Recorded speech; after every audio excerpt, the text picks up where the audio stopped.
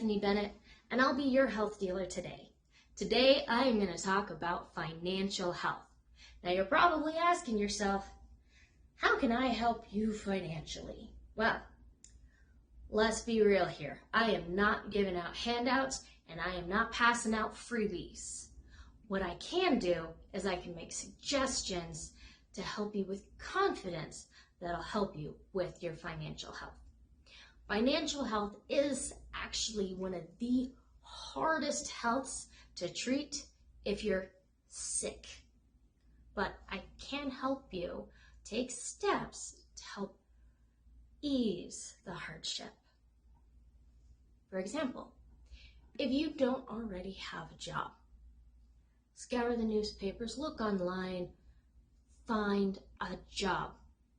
Because the fact is, sometimes just any job can lead to a better job.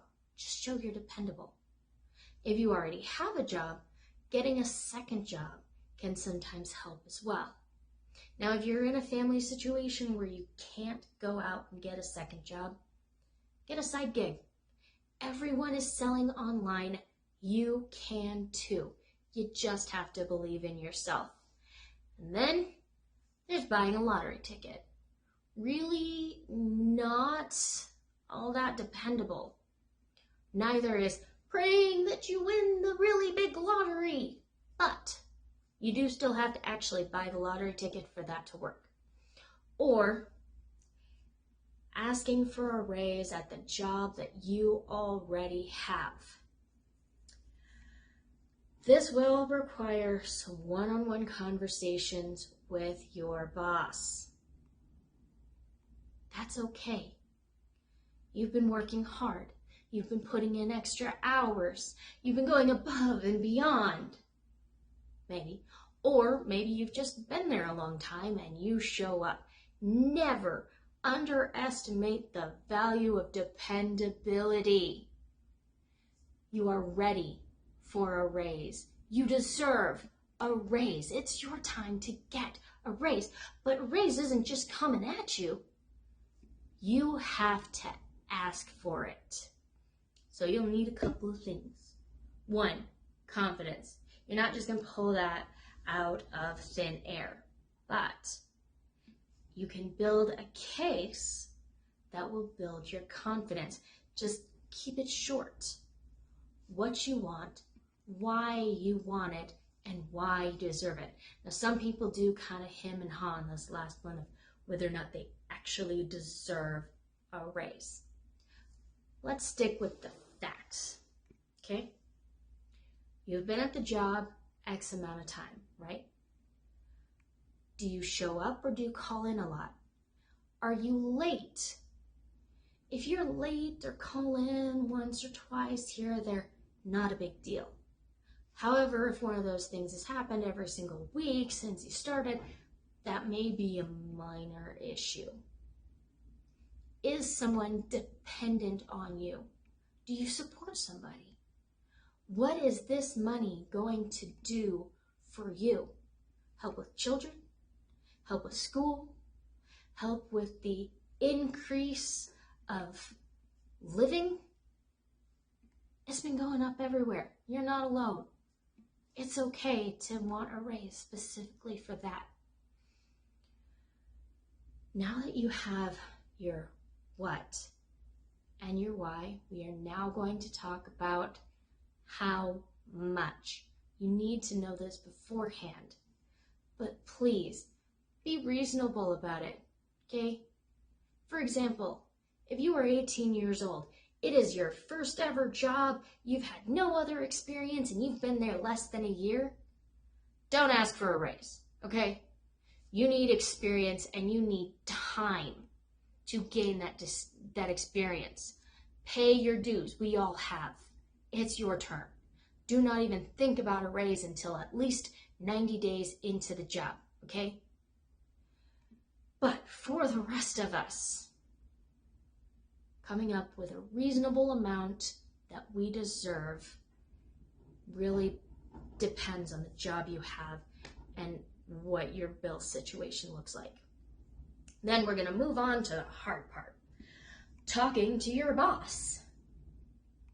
They're really just like you and me. They just happen to have a title, but they are also very busy. So be respectful of their time. Okay? Before you approach them, take a deep breath, count backwards from 3. 3, 2, 1. Hey, Connie, do you have a minute? There's something I really need to talk to you about, and it's very important to me. Stop there. Don't babble. If you're not too busy, if it's not inconvenient, none of that. Strict to the point. It is now on your boss to react. You have built value in the conversation by saying it's important to you. You have kept it vague, so it can be literally anything. And if your boss wants to know, they have to schedule you.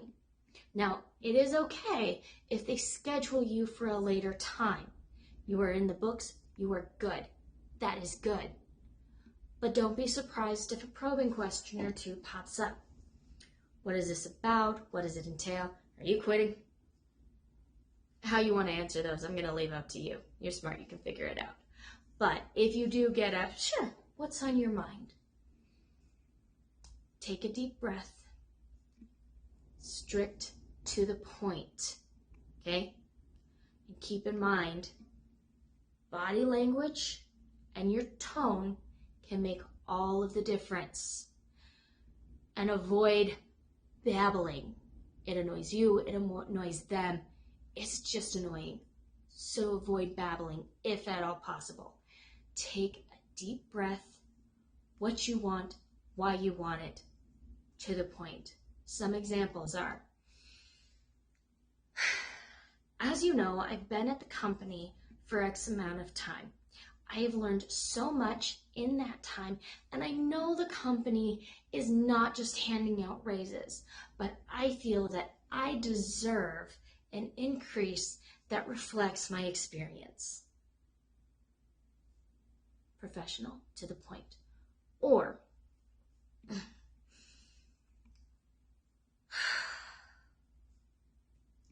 I know I haven't been at the company for very long, but with the cost of living coming up, it's getting harder and harder to feed my children without having to ask my friends and my family for help all of the time. I know it's probably not the best timing, but I really need to ask for an increase in pay to lessen the burden. Emotional, but to the point, what you want, why you want it, no extra baggage. And then be prepared to be rejected. Hope for the best, but prepare for the worst.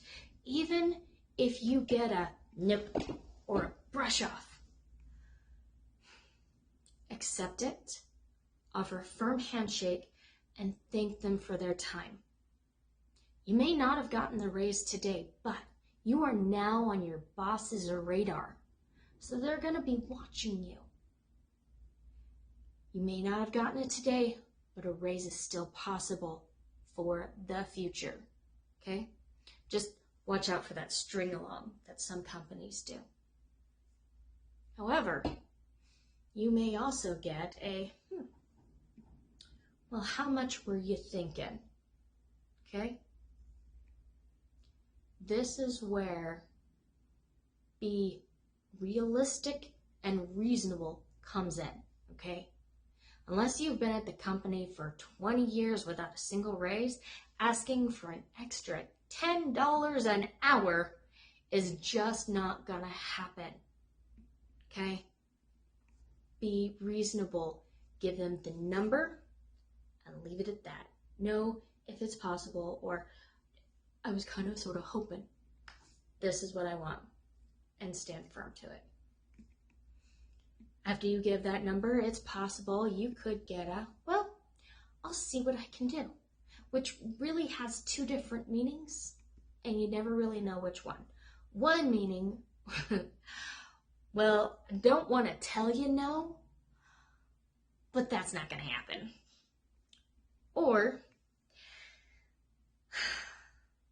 it's really not in my control, but I'll submit it to the company. I'll see what I can do. And I'll actually try. Whatever answer you get, make sure that you follow up because it is your financial health on the balance. I'm Bethany Bennett. Thank you for letting me be your health dealer today.